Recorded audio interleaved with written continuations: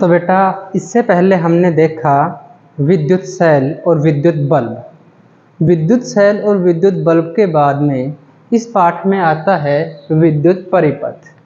अब विद्युत परिपथ एक ऐसा शब्द है जिसे तुम जानते सभी बच्चे हो, लेकिन उसको बताने में असमर्थ हो कि सर ऐसे होता है।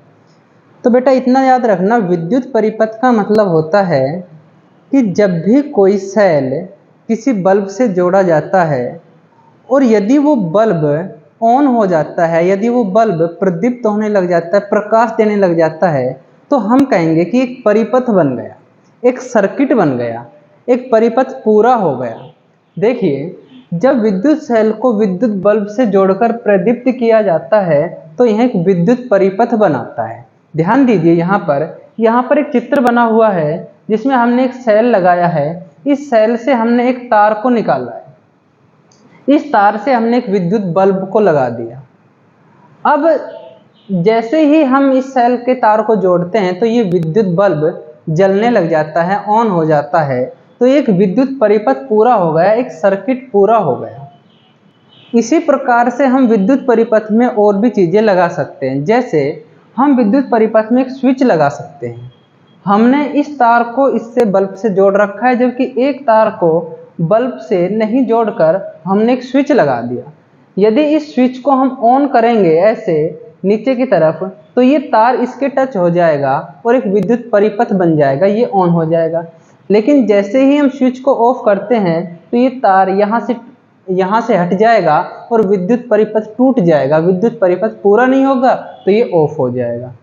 तो विद्युत परिपथ पूरा होने पर कोई भी उपकरण जो उसमें लगाया हुआ है वह ऑन हो जाता है। जैसे ही विद्युत परिपथ पूरा नहीं होता तो वह ऑफ रहता है। ओके, इसके बाद में आते हैं विद्युत स्विच। अब देखिए, यहाँ पर हमने स्विच लगाया, तो स्विच का क्या काम था? हमारे घरों में जो स्विच लगे हुए हैं उनका क्या काम है? फैन को ऑन करना, लाइट को ऑन करना, फ्रिज को ऑन करना, मशीन को, मोटर को, इन सबको ऑन या ऑफ करना होता है। तो स्विच का काम जो है वो एक सर्किट में, एक परिपथ में ऑन या ऑफ करना होता है। स्विच का काम ऑन या ऑफ करना होता है।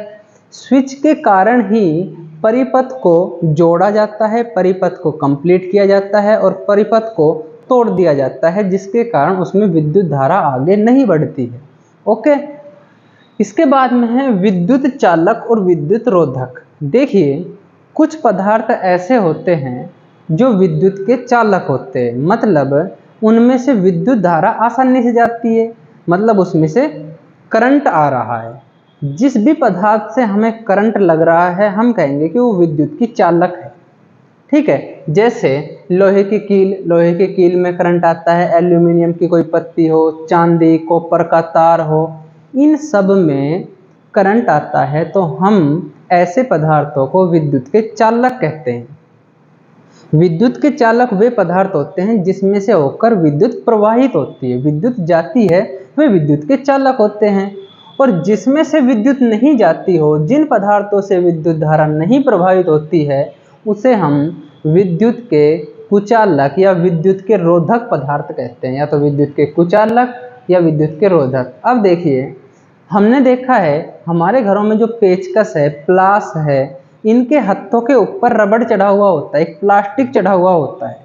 ठीक है, ताकि जब हम बिजली के काम करते हैं तो नीचे तो लोहे की वो रोड है, उस लोहे की रोड के ऊपर यदि वो प्लास्टिक का या रबड़ का नहीं लगाया जाए तो हमें करंट लग सकता है, हमें नुकसान पहुंच सकता है। लेकिन उनके ऊपर रबड़ का हत्था या फिर पेचकस के ऊपर प्लास्टिक का हत्था लगाया जाता है, क्योंकि प्लास्टिक, रबर, धागा, लकड़ी, ये सभी जो है ये विद्युत के रोधक है। इसमें से विद्युत धारा प्रवाहित नहीं होती है, विद्युत के कुचालक है। हमारा शरीर भी विद्युत का बहुत अच्छा चालक है, हमारे शरीर में भी करंट लगता है, इस कारण हमारे शरीर भी विद्युत का चालक है। ठीक है, अब देखिए बेटा, इस बैटरी की संरचना देखिए, इस टॉर्च की संरचना देखिए, होता क्या है, इस टॉर्च में एक बल्ब लगा हुआ होता है। यह बल्ब के चारों ओर एक परावर्तक, मतलब एक चमकदार सतह होती है, एक चमकदार ऐसी सतह होती है। यहाँ पर बल्ब लगा हुआ होता है। इस बल्ब के इस सिरे से, टर्मिनल से सेल जुड़े हुए होते हैं ऐसे। लास्ट में हमने देखा जहाँ सेल डले हुए होते हैं वहाँ पर ऐसे स्प्रिंग होती है। तो हम जब सेल डाल देते हैं उसमें और यहाँ पर एक स्विच होता है, इस स्विच को जब हम आगे की तरफ करते हैं तो ये स्विच का ये तार इसके टच हो जाता है और एक विद्युत परिपथ पूरा हो जाता है। विद्युत परिपथ पूरा होने के कारण ही यह बल्ब ऑन हो जाता है, टॉर्च ऑन हो जाती है। जब हम इस स्विच को नीचे की तरफ करते हैं तो ये यहाँ पर विद्युत परिपथ टूट जाता है, टॉर्च ऑफ हो जाती है। ऐसे ही यदि हम यहाँ पर देखिए एक सेल है, सेल से हमने एक चाबी को जोड़ रखा है, एक बल्ब को जोड़ रखा है। तो चाबी विद्युत की चालक है, इस कारण बल्ब ऑन हो जाएगा।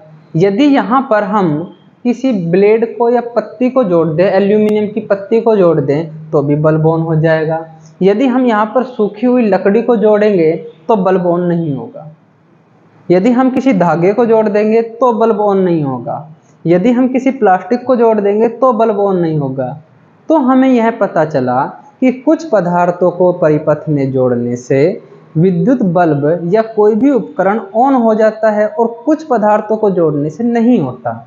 वे पदार्थ जिनको विद्युत परिपथ में जोड़ने पर भी विद्युत परिपथ पूरा हो जाता है उन्हें हम विद्युत के चालक कहते हैं, या वे पदार्थ जिनसे विद्युत धारा होकर जाती है उन्हें हम विद्युत के चालक कहते हैं, और जिनसे विद्युत धारा नहीं जाती उन्हें हम विद्युत के कुचालक कहते हैं।